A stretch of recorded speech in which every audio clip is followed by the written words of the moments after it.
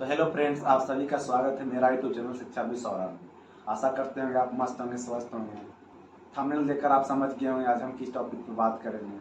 आज हम बात करेंगे हिंदी के टॉक्स पे। आपके सामने जुड़ रहे हैं गोविंद कुमार। वो आपको बताएंगे कि इन्होंने कैसे पढ़ा है, इनका घर कहाँ है, किस स्टेट से ये आते हैं, CUT में इन्होंने कितना मार्क्स गेन किया है, उस पर विस्तार कर इन्होंने चर्चा देंगे। उससे पहले हम आपसे रिक्वेस्ट करेंगे कि अभी तक आपने मेरा यूट्यूब चैनल को सब्सक्राइब नहीं किया है तो सब्सक्राइब कर लें, क्योंकि जब तक आप सब्सक्राइब नहीं करेंगे तो आपके यूट्यूब में मेरा वीडियो जाएगा नहीं। आप विजिट करते रहेंगे तो आपके पास वीडियो मेरा लगातार जाते रहेगा। तो चलिए हम इनसे जुड़ते हैं। तो आप बताइए, आप किस स्टेट से हैं? सर्वप्रथम आप सभी साथियों को मेरा प्रणाम। मैं बिहार से हूँ। बिहार में एक ज़िला है, माँ सीता जी की जन्मस्थली है, सीतामढ़ी से मैं बिलोंग करता हूँ। हाँ, तो आपने किस बोर्ड से 12th किया, 10th किया आपने? रही बात 12वीं और 10वीं की, तो 10वीं की परीक्षा तो मैंने CBSE बोर्ड से उत्तीर्ण की है, लेकिन कोविड के दौरान मैं बिहार बोर्ड में चला गया और वहाँ मैंने विज्ञान संकाय से बायोलॉजी लिया था और गणित मेरा एक्स्ट्रा विषय था। उसे मैंने 12वीं की कक्षा उत्तीर्ण की फर्स्ट डिवीज़न से। तो मतलब आपको सबसे पहले CUT के बारे में कैसे पता चला, और दूसरी बात ये कि आप मतलब पहले जानते थे कि सेंट्रल यूनिवर्सिटी कुछ होता है, या CUT के आने की वजह से आपने जाना? आपको कब पता चला कि CUT कुछ होता है, या हैदराबाद सेंट्रल यूनिवर्सिटी के बारे में आपको कैसे पता चला? सच बताएं तो सेंट्रल यूनिवर्सिटी के बारे में CUT के थ्रू ही मुझे पता चला। ऐसे मुझे अंदाज़ा था कि हाँ, इंटर के बाद सीधे एडमिशन हो जाता है ग्रेजुएशन में, लेकिन CUT 2022 जहाँ तक अंदाज़ा शुरू हुआ था, 2022 में पहली बार एग्जाम हुई CUT की, तो सीनियर्स वगैरह भी उतने थे नहीं, तो उन्हीं के थ्रू पता चला कि सेंट्रल यूनिवर्सिटीज़ के लिए एक इंट्रेंस टेस्ट होता है जिसके माध्यम से आप किसी भी कोर्स के लिए किसी भी यूनिवर्सिटी में अप्लाई कर सकते हैं। इवन प्राइवेट यूनिवर्सिटी भी CUT के थ्रू एडमिशन लेती है, और ऑटोनोमस जो बड़ी है यूनिवर्सिटी की, वो भी CUT के थ्रू एडमिशन लेती है। तो आप किसी यूनिवर्सिटी में CUT के थ्रू कर सकते हैं। हाँ, तो आपको मतलब हैदराबाद विश्वविद्यालय के बारे में कब पता चला, किसके द्वारा पता चला? यूट्यूब पे सर्च किया आपने या किसी के द्वारा आपको पता चला? हैदराबाद विश्वविद्यालय के बारे में तो मुझे कोई आइडिया नहीं था। मैंने बस मुझे देर हो गई थी यूनिवर्सिटी के बारे में पता करते करते, और मेरा जो पेपर वर्क है वो कंप्लीट नहीं था, सबसे बड़ा कारण था। तो आप सभी से अनुरोध है कि अपना पेपर वर्क ज़रूर कंप्लीट रखें इन छुट्टी के दौरान। जो भी गवर्नमेंट पेपर है, like caste certificate, OBC NCA certificate, ये सब बहुत महत्वपूर्ण सर्टिफिकेट होते हैं किसी भी यूनिवर्सिटी में एडमिशन लेने के लिए। अगर ये आपके तैयार नहीं है तो आप इवन अप्लाई भी नहीं कर पाएंगे उस यूनिवर्सिटी के लिए। TC जो कि बहुत इंपॉर्टेंट होता है, तो पेपर वर्क कंप्लीट ना होने के कारण जो बड़े बड़े यूनिवर्सिटी है लाइक BHU, दिल्ली यूनिवर्सिटी, मैं वहाँ अप्लाई नहीं कर पाया, मुझे देर हो गई थी। फिर बहुत परेशान था, और अचानक फिर ध्यान आया कि कुछ तो यूनिवर्सिटी होगी। पिताजी ने मेरे बहुत डांट वगैरह लगाई कि अभी तक तुम्हारा कुछ अता पता नहीं है, आगे क्या पढ़ोगे, एक साल बर्बाद हो जाएगा। और अंदर बहुत डर बैठ गया था कि एक साल बर्बाद होने वाला है। फिर मैंने अपने लैपटॉप में सर्च किया, जो सेंट्रल CUT का जो पोर्टल है, समर्थ पोर्टल, और वहाँ पे वेबसाइट पे सारे यूनिवर्सिटीज़ है, सेंट्रल यूनिवर्सिटी की सभी लिस्ट है और स्टेट यूनिवर्सिटी की। तो मैंने सोचा कि देखता हूँ किस किस के डेट ओपन है। तो इनमें से 7 यूनिवर्सिटी मुझे जहाँ तक याद है वो जुलाई के मंथ तक ओपन थे उनके एप्लीकेशन, जिसमें से त्रिपुरा यूनिवर्सिटी थी, और Jammu Kashmir university, central university, यहाँ अमरकंटक में Indira Gandhi national tribal university में अप्लाई किया था, JNU में भी अप्लाई किया, महात्मा गांधी अंतर्राष्ट्रीय विश्वविद्यालय हिंदी है वहाँ भी अप्लाई किया, और एक ये यूनिवर्सिटी मुझे मिली उस जब मैं खोज रहा था सेंट्रल यूनिवर्सिटी के लिए, तो ये Hyderabad central university, university of Hyderabad के नाम से वहाँ थी। तो ये सभी में मैं अप्लाई कर दिया, और निःशुल्क था ज़्यादा, अब उसमें कोई, क्योंकि CUT का फॉर्म पहले ही भर चुके थे, तो मैंने पोर्टल पे अप्लाई कर दिया, और उसके बाद सोचा जहाँ भी होगा मैं चला जाऊँगा। तो पहली बार मेरा एडमिशन हुआ Indira Gandhi national tribal university में BA संस्कृत ऑनर्स के लिए। वहाँ मैं अप्लाई किया था, और मैंने फिर अप्लाई करने के बाद फिर वहाँ से आया, वहाँ से मैसेज भी आया कि आपको फर्स्ट सेमेस्टर का पेमेंट करना है, वो भी पेमेंट कर दिया था फर्स्ट सेमेस्टर का। 1700 रुपये लगे थे मुझे, यहाँ तक याद है। फिर उसके बाद दोस्तों से पता चला कि सेंट्रल यूनिवर्सिटी में जाने से पहले NIRF रैंकिंग भी देखनी ज़रूरी है, क्योंकि NIRF रैंकिंग एक आइडिया दे देता है कि कौन सी यूनिवर्सिटी में पढ़ाई चल रही है या वहाँ की एकेडमिक्स की क्या स्थिति है। तो पता चला कि हैदराबाद सेंट्रल यूनिवर्सिटी जो है, जो यूनिवर्सिटी ऑफ हैदराबाद के नाम से है, वो बहुत ही हमेशा टॉप 10 में रहती है। उसका जो रैंक है, ऑल इंडिया रैंक, हमेशा 9-10 के आसपास ही रहता है। तो मैंने सोचा कि अगर मेरा एडमिशन यहाँ हो जाता है, इसकी अभी मेरिट लिस्ट नहीं आई थी, तो मैंने सोचा था कि मैं कैंसिल कर दूंगा। उधर त्रिपुरा यूनिवर्सिटी में भी आ गई, इंटीग्रेटेड मास्टर ऑफ आर्ट्स के लिए मैंने अप्लाई किया था ज़्यादातर, तो यहाँ हो गया मेरा एडमिशन।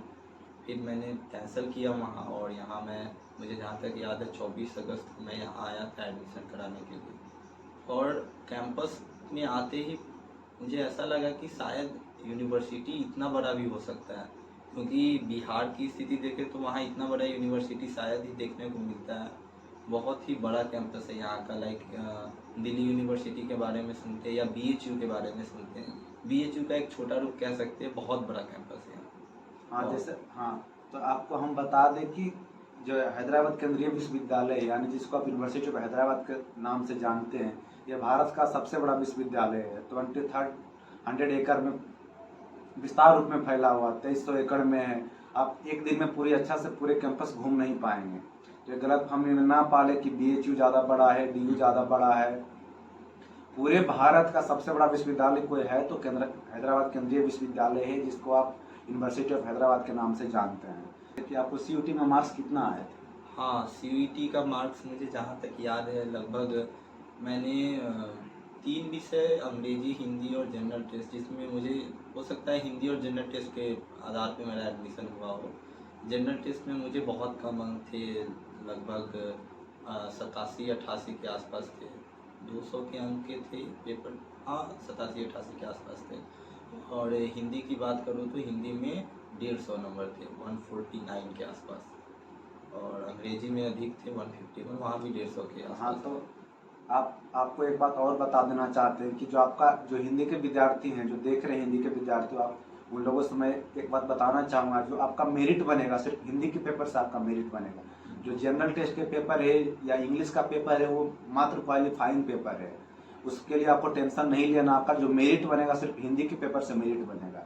कन्फ्यूजन एक हिंदी के विद्यार्थी की ये एक कन्फ्यूजन है कि आप जब समर्थ पोर्टल पर जाएंगे, जहाँ यूनिवर्सिटी के लिस्ट है, वहाँ में चढ़ाया हुआ है हिंदी प्लस जनरल टेस्ट, लेकिन आप हैदराबाद के वेबसाइट पे जाएंगे तो वहाँ पे चढ़ाया हुआ हिंदी प्लस इंग्लिश। इससे कन्फ्यूजन में ना रहें। अगर कोई बच्चा इंग्लिश प्लस हिंदी ले लिए हों या कोई बच्चा जनरल टेस्ट प्लस हिंदी ले लिए हैं तो कोई टेंशन नहीं। जैसे इन्होंने बताया कि मैं हिंदी भी दिया था, इंग्लिश भी दिया था, जनरल टेस्ट भी दिया था, लेकिन मैं 2022 में आया था, मतलब CUT का पहला बैच का स्टूडेंट था, तो मैं इंग्लिश का पेपर नहीं दिया था, क्योंकि मैं SU का साइट चेक नहीं किया था, मैं सिर्फ NTA का साइट चेक किया था। वहाँ पे हिंदी प्लस जनरल टेस्ट दिया हुआ था। जनरल टेस्ट क्वालिफाइंग के रूप में मैंने बस क्वालिफाई कर लिया, और जो आपका मेरिट बनेगा सिर्फ हिंदी के पेपर से मेरिट बनेगा। और इंग्लिश के पेपर क्वालिफाइंग के लिए आपको सिर्फ 35 मार्क्स चाहिए, यानी 35 मार्क्स आपको चाहिए। तो इंग्लिश के लिए बिल्कुल भी लोड ना लें, जनरल टेस्ट के लिए बिल्कुल भी लोड ना लें। आपको जितना मेहनत करना सिर्फ हिंदी में मेहनत करें, क्योंकि आपका हिंदी ही स्कोर करेगा, हिंदी ही आपका मेरिट बनेगा। जैसा इन्होंने बताया कि मेरा मार्क्स 150 आया था, और इसी कारण से हो पाया। तो मतलब आपके लिस्ट में कितने नंबर में लिस्ट में नाम था आपका? लिस्ट मुझे ध्यान नहीं है, लिस्ट बहुत बड़ी थी, लाइक फिर भी आपको 30 के आसपास, 30 प्लस में मेरी थी।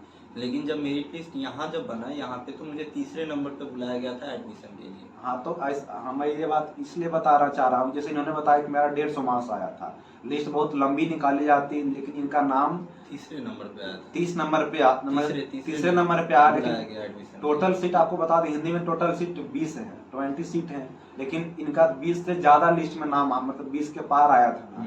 लेकिन इन्होंने काउंसलिंग के लिए आया तो इनका नाम 3 पे ही आ गया। ऐसा इसलिए होता है क्योंकि जनरली जो बच्चे होते हैं सिर्फ यहाँ नहीं आ पाते हैं, कहीं दूसरे विश्वविद्यालय में एडमिशन ले लेते हैं, तो इनका सीट खाली हो जाता है। आप अन्य वजह से किसी बच्चे एडमिशन नहीं भी लेते हैं, गैप मार लेते हैं, तो उनका सीट खाली रह जाता है, जिनकी वजह से एडमिशन की अधिकतर बच्चा का एडमिशन हो ही जाता है। खासकर ह्यूमैनिटी डिपार्टमेंट, हिंदी उर्दू तेलुगु का डिपार्टमेंट जो ऐसा है, उनका एडमिशन हो जाता है, कम से कम 100% हो जाता है। तो ये गलत हम ये ना पालें कि मेरा 20 टोटल 20 सीट है तो 20 रैंक के बच्चों, जिनका 20 रैंक आ रहा है, 20 रैंक से नीचे उन्हीं का एडमिशन होगा। ऐसा कुछ नहीं। जिनका 21 आ रहा, 25 50 आ रहा, 70 आ रहा, उनका एडमिशन नहीं होगा। क्योंकि ये मेरा गलत। बहुत नीचे था। जनरल का 2 लिस्ट बनी थी, जनरल की और ओबीसी की। ओबीसी में मेरी थोड़ी सी ऊपर थी, लेकिन जनरल में भी नीचे थी मेरी। तो हो गया, दोनों में भी नाम था, लेकिन मेरा हो गया क्योंकि 30 से प्लस में था, फिर भी यहाँ हो जाना हिंदी के आधार पे मेरी लिस्ट बनी अच्छा, गई थी। तो आप आपके बैच में 2022 वाले, मतलब 2023 वाले बैच में हाँ। सबसे लास्ट में किनका एडमिशन हुआ, कितना मार्क्स था सबसे लास्ट वाले बच्चे का? सबसे लास्ट में आई थिंक शोभा आनंद, ये जो है हमारे जो साथी है, उनका एडमिशन हुआ उनका होगा। कितना मार्क्स था? और एक हिंदी में? कीवर्ड्स नहीं है, मुझे याद नहीं है, लेकिन शायद मैं पूछा था तो 100 के आसपास थे, 100 प्लस के आसपास थे। मतलब 50% नंबर पे उनका एडमिशन हो गया था, मेरी हाँ। लिस्ट जो बनी थी। उसके बाद एक खास बात ये कि 50% मार्क्स पे इन्होंने बता रहा कि मान के चलिए 100 नंबर आया उनका, 120 नंबर आया होगा, तो उसके बाद भी 5 सीट अभी खाली है ना? हाँ, 5 सीट खाली ही अभी रह गई। 5 सीट भी खाली ही है। और कुछ लोग छोड़कर भी चले गए थे एडमिशन के हाँ, दौरान। तो हम आपसे रिक्वेस्ट करते हैं कि अगर लिस्ट में आपका नाम आ जाए, कहीं भी लिस्ट में नाम रहे, काउंसलिंग जरूर हाँ, करवाएं। आप फिजिकल ग्रुप में यहाँ आए। यहाँ आने के लिए आप सोचे नहीं कि वहाँ मुझे कोई पहचानता नहीं है, मैं किनके पास रहूंगा, तो आप टेंशन नहीं ले। आप मुझे कमेंट बॉक्स में जरूर बताएं कि मैं किसी को वहाँ नहीं पहचानता हूँ, मैं कैसे यहाँ आऊँ। मुझसे पर्सनल जुड़ना है आपको तो चैनल के डिस्क्रिप्शन बॉक्स में मेरा पर्सनल इंस्टाग्राम है, मेरा पर्सनल फेसबुक या टेलीग्राम, वहाँ मुझे पर्सनल मैसेज भी कर सकते हैं, लेकिन फिजिकल रूप में काउंसलिंग कराने जरूर आए। तो क्या आपको लगा था कि मेरा 150 पे एडमिशन हो जाएगा? मतलब जब आपको उम्मीद था कि 20 सीट है तो मेरा होगा या नहीं होगा? जहाँ तक कि बच्चों को ये कन्फ्यूजन होता है कि यूनिवर्सिटी तो टॉप 10 में है, NIRF रैंकिंग इसकी हमेशा 10 के आसपास रहती है, तो शायद मेरा एडमिशन ना हो। लेकिन ऐसा कुछ नहीं है, काउंसलिंग करवाने के बाद ही पता चलता है कि आपकी एडमिशन हो जाती है। मतलब मैं यहाँ आया था तो मुझे डर था कि नहीं हो पाएगा एडमिशन, लिटरली मुझे बहुत डर लग रहा था। और इतनी बड़ी यूनिवर्सिटी देख के मैं चौंक गया था कि इतनी बड़ी यूनिवर्सिटी में इतने लो स्कोर के कारण एडमिशन हो पाएगा भी नहीं, लेकिन हो गया। और ये एक ऐसा लकी में हुआ यूनिवर्सिटी। जब एडमिशन, मतलब पहले तो आपको डर लग रहा था कि एडमिशन नहीं हाँ। होगा, लेकिन जब हो गया एडमिशन तो मतलब बहुत अच्छा लगा होगा? बहुत अच्छा लगा था। और यहाँ के जो सीनियर्स है वो भी बहुत हेल्प किए थे, उन लोगों ने भी बहुत ये दिया था कि हाँ तुम बस काउंसलिंग करवाओ, एडमिशन की चिंता मत करो, एडमिशन होगा तो अच्छी बात है, नहीं होगा तो भी बहुत सारी यूनिवर्सिटी पहले भी अप्लाई कर ही चुका था मैं, तो अच्छी बात है। बहुत सारे यूनिवर्सिटी ऑप्शन में रहते ही हैं, तो बस काउंसलिंग जरूर करवाने हैं। और ये मत सोचे कि बिहार से हैदराबाद बहुत दूरी है तो हैदराबाद क्यों जाए, ये कोई एक रीजन हो सकता है, लेकिन यहाँ की सबसे बड़ी खासियत ये है कि आप बहुत कम रुपए में यहाँ पे सरवाइव कर सकते हैं। और सुनने के लिए हैदराबाद मेट्रोपॉलिटन शहर है, और जो यूनिवर्सिटी का जो कैंपस है वो बहुत कम रुपए, आपसे हॉस्टल चार्ज साल का 500 रुपये लेती है, एक वर्ष का बस 500 रुपये आपके हॉस्टल चार्ज लगते हैं एक साल का, और आपके मेस के कुछ पैसे लगते हैं पर मंथ 2000 के आसपास, बस वही। और बाकी सेमेस्टर फी हमेशा कम होते हैं वो, तो बहुत कम पैसों में आप पढ़ सकते हैं दिल्ली यूनिवर्सिटी के दौरान। और एक और बात बता दूं कि हमारे बैच में जो एक मेरी साथी है वो दिल्ली यूनिवर्सिटी छोड़ कर आई है, क्योंकि वहाँ हॉस्टल नहीं मिले उनको, और वहाँ की जो खर्च बहुत अधिक था, इसलिए वो छोड़ कर आई यहाँ दिल्ली यूनिवर्सिटी। हाँ, और एक खासियत बात ये है कि आप जिस दिन एडमिशन लेंगे उसी दिन आपको हॉस्टल मिल जाएगी। हाँ, उसी दिन हॉस्टल मिल जाता है। जैसे जनरली भारत में आप कहीं किसी भी सेंट्रल यूनिवर्सिटी में हॉस्टल आपको लेना चाहेंगे तो आपको 2 महीने वेट करने पड़ेंगे, 1 महीने वेट करने पड़ेंगे आपको, लेकिन हैदराबाद में ऐसा नहीं है। आप जिस टाइम आपका एडमिशन होगा उसी टाइम आपका एडमिशन स्लिप में आपका रूम नंबर लिख कर दे दिया जाएगा, सारी चीजें वहीं पर हो जाती है। हाँ, कि आपका रूम नंबर इतना अलाउड हुआ है, तो रूम के लिए भी टेंशन ना ले, आपको हॉस्टल मिल जाएगी। मात्र 1 साल में आपको 1000 रुपया 500 रुपया खर्च करने पड़ेंगे हॉस्टल के लिए। हॉस्टल भी एक ग्रेड है, आपको फ्री में इंटरनेट मिलेंगे और टाइल्स वगैरह सारी चीजें यहाँ व्यवस्थित है। हॉस्टल की वीडियो देखने के लिए और भी मेरे चैनल में अभी वीडियो हॉस्टल के पड़े, आप जाकर देख सकते हैं, एक ग्रेड हॉस्टल है। तो आज जब आपका एडमिशन हो गया, जब आप यहाँ रहने लगे, तो फिर आप मतलब जो आपके सीनियर थे तो और भी PhD का स्टूडेंट्स हैं, MA का स्टूडेंट्स हैं, तो क्या उनका व्यवहार आपको कैसा लगा, मतलब उनके बारे में? ये बहुत ध्यान देने वाली बातें हैं कि एक माहौल बना हुआ है कि ये सीनियर तो बहुत, यानी जितनी बड़ी यूनिवर्सिटी होती है वहाँ के सीनियर उतने ज़्यादा रैंकिंग करते हैं, ऐसा भी कुछ लोग धारणा बना लेती है, ऐसी धारणा बना लेते हैं। लेकिन ऐसा कुछ नहीं है यहाँ पे। यहाँ पे मैं बस, ये आप आएंगे तो तभी समझेंगे। हो सकता है मैं बतला रहा हूँ तो आपको मेरी बातों पर विश्वास ना हो कि ऐसा कैसे हो सकता है कि रैगिंग थोड़ा भी ना हो। थोड़ा तो जूनियर और सीनियर का रहता होगा थोड़ा भी डिफरेंस, लेकिन ऐसा बिल्कुल नहीं है। यहाँ पर आने के बाद यहाँ पीएचडी के स्टूडेंट हम लोग से खुद मिलने आते थे, बातचीत करते थे, कोई भी दिक्कत हो तो बहुत बातचीत हुई। और जैसा कि सौरभ भैया हमारे सीनियर है, तो इन्होंने भी बहुत लोगों से बातचीत की और सभी लोग सबके संपर्क में रहते थे, कोई भी परेशानी हो तो। और कोई ऐसा सीनियर जूनियर का नहीं लगता, सभी दोस्त के समान यहाँ लगते हैं। कोई बड़े हैं ऐसा नहीं है, सभी, हाँ लेकिन रिस्पेक्ट रहता है कि भैया है, लेकिन वो नहीं रहता कि एकदम ये करना है, क्या हुआ इंट्रोडक्शन दो, ऐसा कोई रैगिंग वाला माहौल नहीं है। यहाँ बहुत ही अच्छा कैंपस है, प्राकृतिक कैंपस है, नेचुरल कैंपस है, यहाँ बहुत ही अच्छा है। आप जब जरूर आए यहाँ काउंसलिंग करवाने के लिए, फिजिकल रूप से जरूर आए यहाँ एक बार। हाँ, तो आपने जान लिया कि इन्होंने जो सारा कुछ बता दिया आपको, कैसे आपको कितना मार्क्स पे एडमिशन हो जाएगा, क्या आपको हॉस्टल के लिए भी टेंशन नहीं लेना है, जूनियर सीनियर के लिए भी टेंशन नहीं लेना, कैंपस के लिए भी टेंशन नहीं लेना है, और सबसे कम मार्क्स पे भी आपका एडमिशन हो रहा है, 100-150 पे भी आपका एडमिशन हो रहा है। तो आप ये गलत फहमी ना पाले कि मेरा एडमिशन नहीं होगा, सबका एडमिशन होगा। लिस्ट में नाम आए तो कम से कम फिजिकल के रूप में आप जरूर आए। इसी यूनिवर्सिटी में नहीं, जहाँ भी जिस यूनिवर्सिटी की मेरिट लिस्ट आती है, मेरी मेरिट लिस्ट सबसे जो बहुत प्रतिष्ठित यूनिवर्सिटी है अंतर्राष्ट्रीय, महात्मा गांधी अंतर्राष्ट्रीय हिंदी विश्वविद्यालय, हिंदी के लिए, वहाँ भी मेरी मेरिट लिस्ट में नाम आ चुकी थी, 3rd मेरिट लिस्ट में। लोग क्या होता है कि 1st मेरिट लिस्ट देख के नाराज हो जाते, वो मेरा नहीं हुआ, लेकिन वहाँ भी मेरी मेरिट लिस्ट में मेरी नाम आ गई थी। लेकिन मुझे बाद में पता चला यहाँ एडमिशन होने के बाद, तो मैं नहीं जा पाया, क्योंकि कैंपस मुझे बहुत अच्छा लगा और यहाँ के टीचर्स भी बहुत अच्छे हैं। तो मैं सोचा कि नहीं, जब यहाँ सारी चीज़ें अच्छी है तो फिर वहाँ जाने की कोई आवश्यकता नहीं है, तो मैं यहीं रह गया। और अच्छा, एक बात और, आप जैसे कि जो बच्चे अभी आएंगे नए बच्चे, तो उनको थोड़ा सा बता देते हैं आपकी, मतलब कौन सा पोर्शन कितना पढ़ना है, मतलब किस पोर्शन पे थोड़ा ज़्यादा ध्यान देना है। जैसे 2 पार्ट में होता है ना, एक व्याकरण वाला पार्ट होता है, एक साहित्य वाला पार्ट होता है, तो कुछ गद्यांश वगैरह भी उसमें आता है क्वेश्चन में। तो मतलब आपने कौन सा क्वेश्चन लाने में थोड़ा आसानी होता होगा। जैसे मैं तो बहुत पुराना स्टूडेंट हो गया, आप इसी बार आए तो बता दें थोड़ा, मतलब कौन सा पोर्शन आसानी से क्वेश्चन बन जाते हैं वहाँ एग्जाम में, कौन सा पोर्शन ज़्यादा टाइम लेता है। हिंदी का जो पेपर है ना, पेपर ज़्यादातर गद्यांश और काव्यांश से ही ज़्यादातर संबंधित रहता है पेपर। तो ज़्यादा से ज़्यादा जो गद्य और पद्य हैं उनके प्रश्नों को सॉल्व करने की कोशिश बहुत करें, बहुत प्रैक्टिस करें। गद्य और पद्य के प्रश्नों को बनाने के लिए बहुत प्रैक्टिस करें। व्याकरण रहता है लेकिन सीमित मात्रा में व्याकरण रहता है, और उसमें भी जो व्याकरण है वो व्याकरण वाक्य रचना के दृष्टि से रहेगा। हो सकता है कि उसमें जो साधारण व्याकरण है वो अक्सर नहीं पूछे जाते हैं।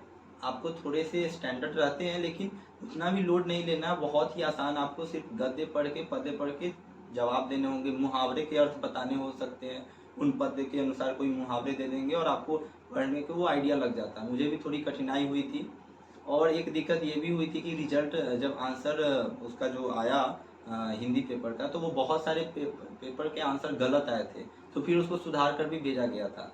तो ये बिल्कुल मत ले कि हाँ ये बन गया, गलत बन गया होगा, नहीं वो सही है, ऐसा कुछ नहीं है।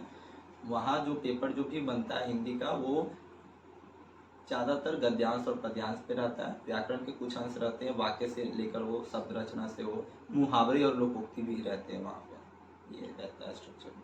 हाँ, तो इन्होंने बता दिया कि आपको किस पोर्शन पे ज़्यादा ध्यान देना है, किस पोर्शन पे ज़्यादा ध्यान नहीं देना। बहुत सारे हिंदी में बेफालतू भी होते हैं, कुछ लोग पूरा बुक लेकर ही बैठ जाते हैं पढ़ने के लिए, वो सब फालतू की चीज़, आपका टाइम बहुत ज़्यादा खर्च होगा, उस पर मोटा मोटी चीज़ें पढ़ सकते हैं आप। मैं कहूँगा कोई भी एक सीयूईटी की बुक को खरीद लीजिए। ह्यूमैनिटीज़ की एक बुक आती है जिसमें हिंदी, इंग्लिश और जनरल टेस्ट के लिए एक अलग सी बुक आती है, अरिहंत और भी बहुत से प्रकाशन की। एक बुक खरीदिए और उसको एकदम जी लगाकर प्रैक्टिस कर लीजिए, बस काफ़ी है उतना। एक बुक को प्रैक्टिस कीजिए, बाकी सारी बुकें नहीं पढ़ने की। 12th का हिंदी जाके पढ़ रहे हैं, 10वीं की हिंदी पढ़ रहे हैं, ऐसा कुछ नहीं करना है। एक बुक पढ़िए, उसको सॉल्व कीजिए, काफ़ी है। वहाँ पे आप सभी सवालों के जवाब दे पाएंगे अच्छे से। हाँ, तो इन्होंने बता दिया कि कौन सा बुक्स पढ़नी है आपको।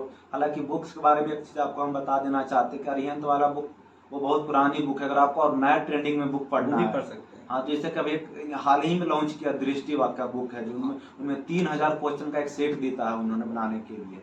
तो वो बहुत अच्छा बुक है। अगर आपके पास अगर टाइम है तो 15 मई का एग्जाम भी होने वाला है, अगर आपको ज़्यादा पढ़ने वाले बच्चे हैं तो बुक 3000 क्वेश्चन उसमें दिया गया है। आप चाहे तो उस क्वेश्चन का सेट बना सकते हैं और एडमिशन आपका होगा। ये गलत भ्रम ना पाले कि मेरा एडमिशन नहीं होगा। जैसे आप इसी से अनुमान लगा सकते हैं किसी बच्चा का 100 नंबर पे भी एडमिशन हो जा रहा है, 120 पे भी एडमिशन हो जा रहा है, तो आपका भी एडमिशन होगा। बशर्ते लिस्ट में नाम आए तो आपको फिजिकल के रूप में जरूर आना है। हाँ।